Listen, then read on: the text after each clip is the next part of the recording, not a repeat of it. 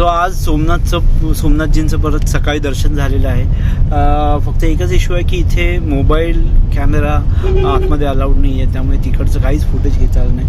आता आम्ही जी जागेवरती चाललो आहे त्या जागेचं नाव आहे वेरावल म्हणून सिटी आहे. इथे बाल का तीर म्हणून ही जागा आहे जिथे श्रीकृष्णांच्या पायाला धनुष्यबाण लागला होता आणि त्यांनी त्यांचा देह त्याग केला होता. इथे ती ही जागा आहे, तिथे आपण जातो आहे. आणि तिथे पण जर कॅमेरा अलाउड असेल तर नक्कीच ती जागा मी तुम्हाला दाखवण्याचा प्रयत्न करेन. That's it. और कुछ बता नाही का भाई? कुछ नाही. आमच्याकडे हा एक गुगल आहे ज्याला सगळी जास्त माहिती असते, तर हा तुला काय सांगायचं? नाही तू बऱ्यापैकी सांगतो. तुझ्यासमोर बोलायचं म्हणजे सूर्यासमोर काजळीचा प्रकाश. हां मित्रांनो, हे आहे भालका तीर्थ आणि इथे एक मोठी शिवलिंग आहे. इथे जायचं आहे पण ते नंतर जाऊ आपण. पहिलं आपण आतमध्ये जाऊन दर्शन करून येऊया.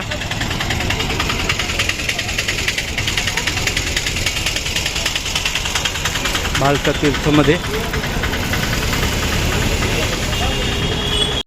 यह पावन तीर्थ वेरावल के प्रभास जाने के मार्ग पर स्थित है. कथानक के अनुसार मद्यपान में चूर यादव को परस्पर कलह में संहार हुआ, जिसकी खिन्न होकर भगवान जी श्री कृष्ण जी ने यहाँ पीपल के पेड़ के नीचे अपना बाया पैर दाहिने पैर पर रख कर योग समाधि में बैठे थे.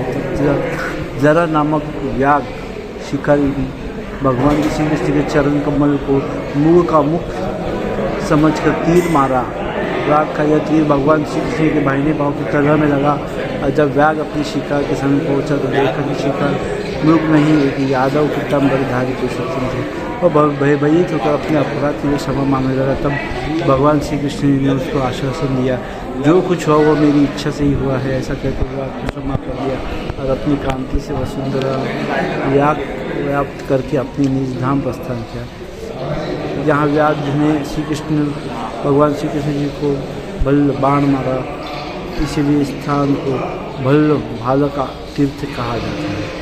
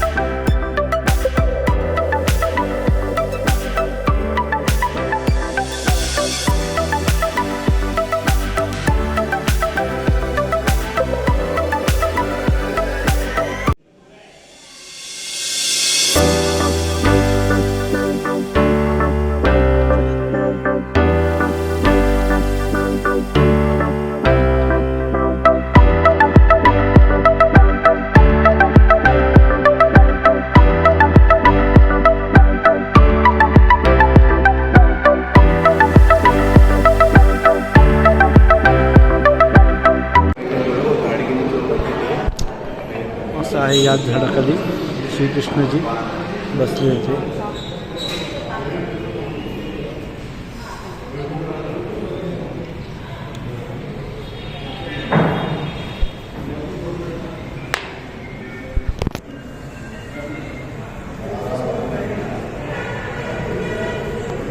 इथेच त्यांच्या पायाला बाण लागला या झाडाखाली, अशी मान्यता आहे.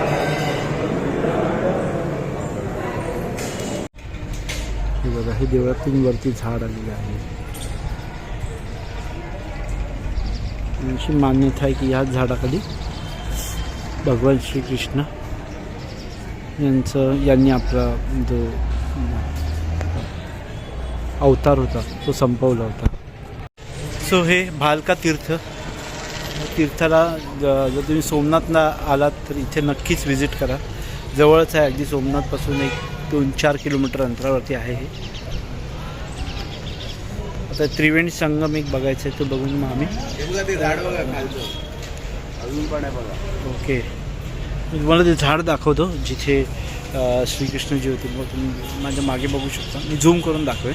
ही पिंडी बनवली आहे. हे ब्रह्मकुमारीचं ॲक्च्युली मंदिर आहे शिवाचं, पण आम्ही इथे जाणार नाही आहोत. प्रजापिता ब्रह्मकुमारी विश्वविद्यालय ते आहे, भालका तीर्थच्या बाजूलाच आहे. हे त्रिवेणी संगम आहे.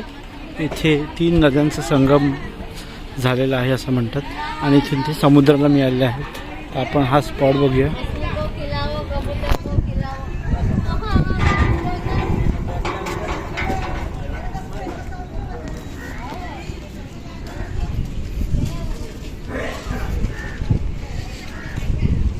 त्रिवेणी संगम म्हणजे समुद्राशी नद्यांचा जो संगम आहे.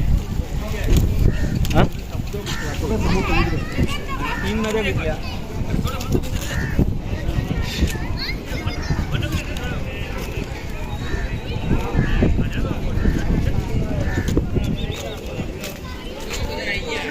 विवेक, विवेक,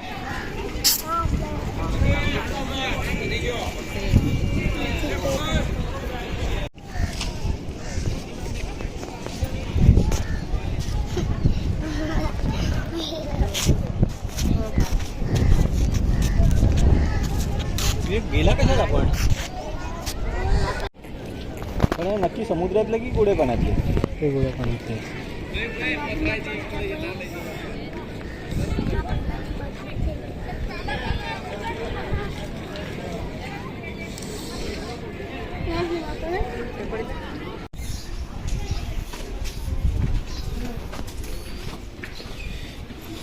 पांडव आहे. हे पांडव गुंफा आहेत आणि सूर्य मंदिर.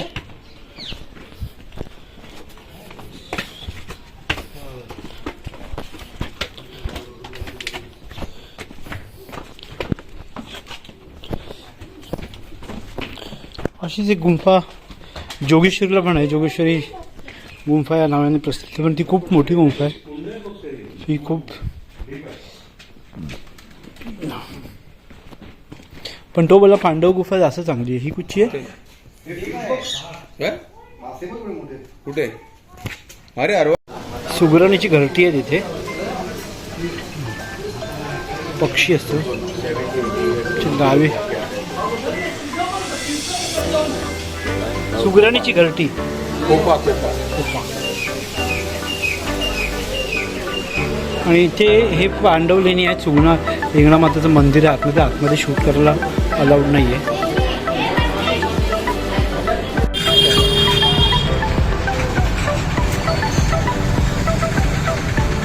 आता तो निलेश, तो व्हिडिओ फॉलो होती आता. आता तो